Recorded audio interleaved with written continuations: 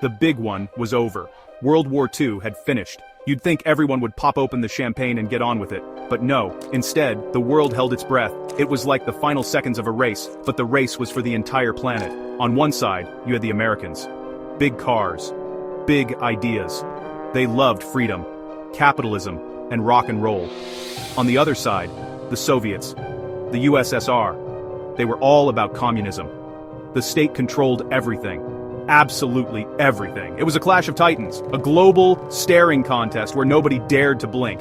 And the stakes? Well, they couldn't have been higher. This wasn't a proper war, not with armies charging across fields. Oh no, this was much cleverer, and much more terrifying. It was a Cold War. A war fought with whispers, with spies, with technology, and with threats. The Americans and their friends formed NATO, a big club. An attack on one was an attack on all.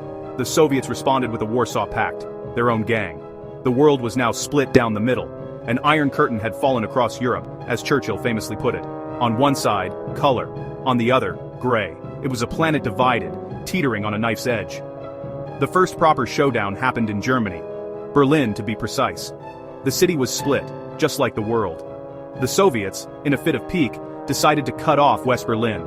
No food, no fuel, no medicine. They wanted to starve the city into submission. It was a proper playground bully tactic.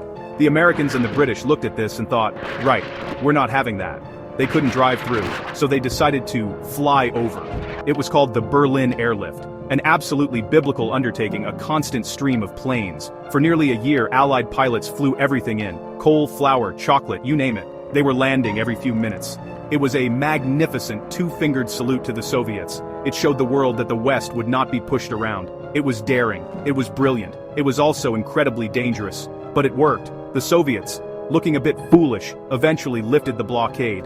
The first round had gone to the Americans, but this was just the beginning. The tension was only going to ratchet up from here. This was a global power struggle, and it was just getting started.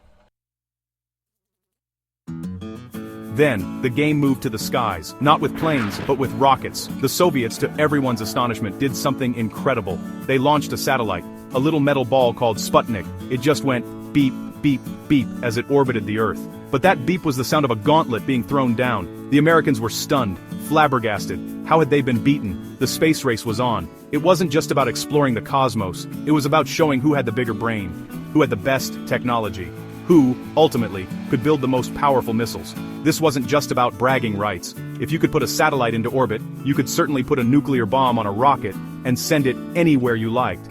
The fear was palpable. Suddenly, nowhere on Earth felt safe. The Americans scrambled to catch up, creating NASA. The race was frantic. Both sides poured colossal amounts of money into their space programs. They sent animals into space, then men. Yuri Gagarin for the Soviets, a global hero overnight, then Alan Shepard for the Americans. It was a nail-biting back-and-forth contest for supremacy. The race reached its absolute peak with the moon. The Americans had declared their intention. John F. Kennedy said they would put a man on the moon before the decade was out. It was an audacious, almost ludicrous promise. The engineering challenge was monumental. The risks were astronomical. The whole world watched, glued to their television sets. And then, in 1969, they did it. Neil Armstrong stepped out of the Apollo 11 lunar module. One small step. It was, without a doubt, one of the greatest achievements in human history. A stunning victory for the USA. But while all eyes were on the stars, the real danger was brewing much closer to home. In Cuba, just 90 miles from Florida. The Soviets had secretly started placing nuclear missiles there. American spy planes got the pictures. And suddenly, the world froze. This wasn't a theoretical threat anymore. This was Soviet nuclear power, right on America's doorstep. The game had changed. The Cold War had just become dangerously hot. The planet was now closer to nuclear annihilation than it had ever been before, or since. The clock was ticking. While scientists were building rockets, another war was being fought. This one was silent. It was fought in dark alleys, in smoky bars, and behind closed doors. This was the war of the spies, the CIA versus the KGB. It was a deadly game of cat and mouse played on a global chessboard. Every embassy was a nest of secrets. Every diplomat could be a spy. Every friendly conversation could be an attempt to extract information. You couldn't trust anyone. It was a world of dead drops, microdots, and cyanide pills. Utterly terrifying. And absolutely thrilling. These weren't James Bond types with fancy cars and exploding pens. Well, mostly not. These were real people, living double lives. Agents were recruited, turned, and betrayed. The stories are legendary. There were defectors who brought secrets with them, risking everything for a new life or a different ideology. There were moles, buried deep within enemy intelligence agencies for years, slowly leaking vital information. The cost of getting caught was severe: a quiet execution, a long, grim sentence in a Siberian gulag. The stakes were life and death every single day. The fear of nuclear war was the backdrop to everything. It wasn't just a worry for presidents and generals, it was real for ordinary people. Children practiced duck and cover drills at school, hiding under their desks. It was a completely useless exercise against a nuclear blast, but it made them feel like they were doing something.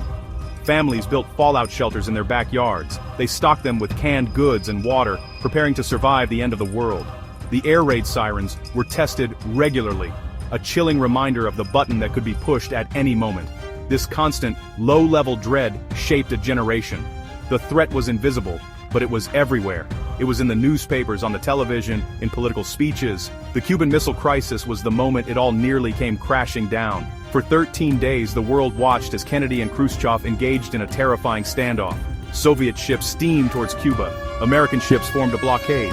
One wrong move, one misunderstanding, and that would have been it. Lights out for everyone. It was the closest the world has ever come to self-destruction. For decades, the Berlin Wall was the most potent symbol of the Cold War. It wasn't just a wall, it was a concrete and barbed wire monstrosity. It had guard towers, minefields, and soldiers with orders to shoot to kill. It was built, literally overnight, to stop people from escaping the gray misery of the communist East for the vibrant freedom of the West. It split families, it divided a city. It was a scar across the face of Europe, a brutal physical representation of the Iron Curtain. For 28 years, it stood as a monument to oppression. But by the late 1980s, things were changing. The Soviet Union was in trouble. Economically, it was a basket case. Trying to keep up with American military spending had bankrupted it. Its people were fed up. They had seen glimpses of Western life on TV, and they wanted a piece of it. They wanted Levi's jeans. They wanted Coca-Cola. Most of all, they wanted freedom.